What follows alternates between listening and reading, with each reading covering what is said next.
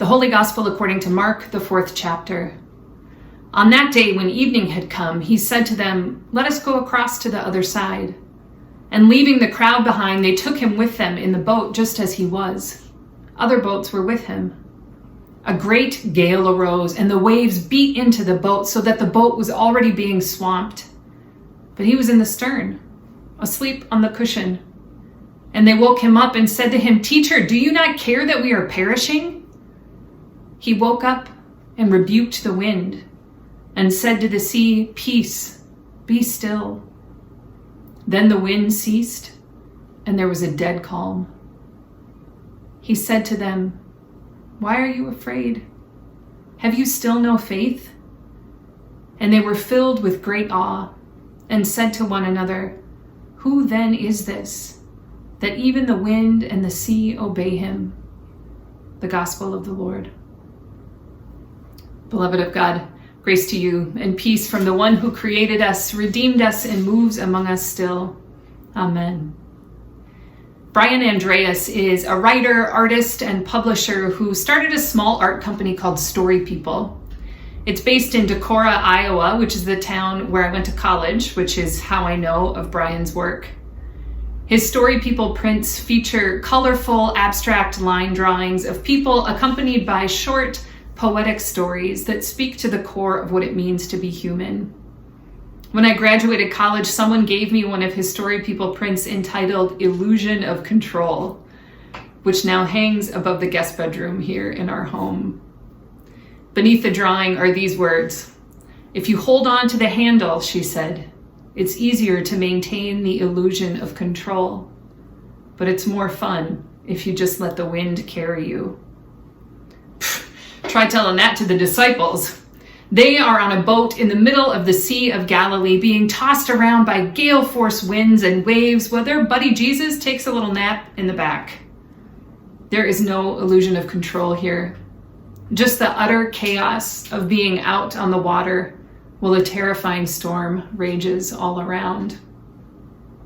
I've been thinking a whole lot about chaos this week as I imagine the disciples getting knocked around out on that water. Most of us have set up our lives to minimize chaos as much as possible, and we can get the wind knocked out of us pretty quickly when the gale force winds of life come in strong.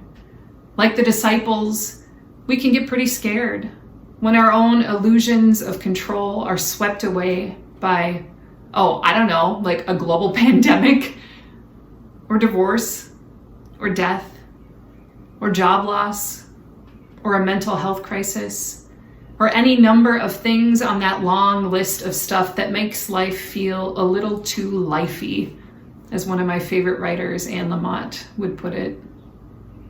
So what does this passage from Mark have to say to us today about chaos? I'm not usually a 3-point sermon kind of preacher, but it seems like if you're going to preach about chaos, then it's probably helpful and maybe even kind to organize the sermon into 3 neat, tidy, unchaotic points. So here we go. Point 1. Following Jesus involves stepping into chaos. Following Jesus involves stepping into chaos. The first sentence of this story from Mark's Gospel seems barely worth a moment of our attention at all at first glance. On that day, when evening had come, he said to them, "Let us go across to the other side." Except that when Mark talks about crossing to the other side, he's not just using it to introduce a new scene in a story. He's talking about bringing us on a pretty serious adventure. Between the 4th chapter of Mark and the 8th chapter of Mark, we will hear of 4 crossings to the other side. The one we hear about today is the first time that Jesus and his disciples will cross over from the shores of Capernaum, the land of their people, and into Gentile territory, a place that the disciples would have understood to be strange, foreign, and maybe even hostile. Everything is different on the other side. The culture, the ethnicity, the wealth, the politics, the religion, the way of understanding the world. And so when Jesus says to the disciples, let's go across to the other side, he's not just saying like, hey, let's go for a sweet boat ride, maybe catch a few fish along the way. No, he's saying, we're going to cross some boundaries here. Come along with me in this adventure that's going to bring you into relationship with all kinds of people from whom you are very different. People you don't understand and who don't understand you. It's going to feel chaotic and even a little scary sometimes, but you won't be alone. We'll cross these boundaries together. Church, what are the boundaries that Jesus is inviting you to cross in your own life, in your own relationships, in your own work, in your own way of being right now? And what are the boundaries that Jesus is inviting us to cross together as a congregation as we come out of this pandemic and take new stock of the needs of God's people? Following Jesus involves stepping into chaos. Let's trust that we can do that together. Point 2, God creates out of chaos. God creates out of chaos. The story of Jesus and the disciples on the raging sea drew my mind all the way back to the first chapter of Genesis. In the beginning, when God created the heavens and the earth was a formless void, and darkness covered the face of the deep, while a wind from God swept over the face of the waters. I love these sentences. The Hebrew words that make up these poetic sentences depict not nothingness at the dawn of creation, but a watery chaos. The Hebrew word translated as wind is ruach.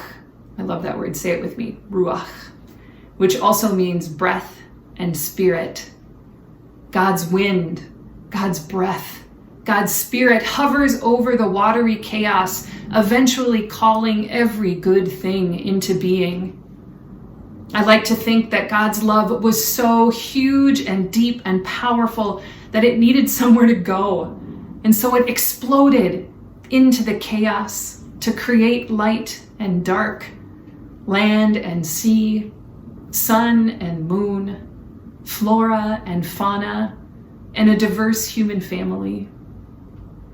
God created everything that is out of the watery chaos, and the chaos of that stormy sea proved creative too. The terrified disciples wake Jesus as they are frantically trying to keep the boat from being swamped, accusing him of not caring that they're all about to die at sea. But it's not that Jesus doesn't care.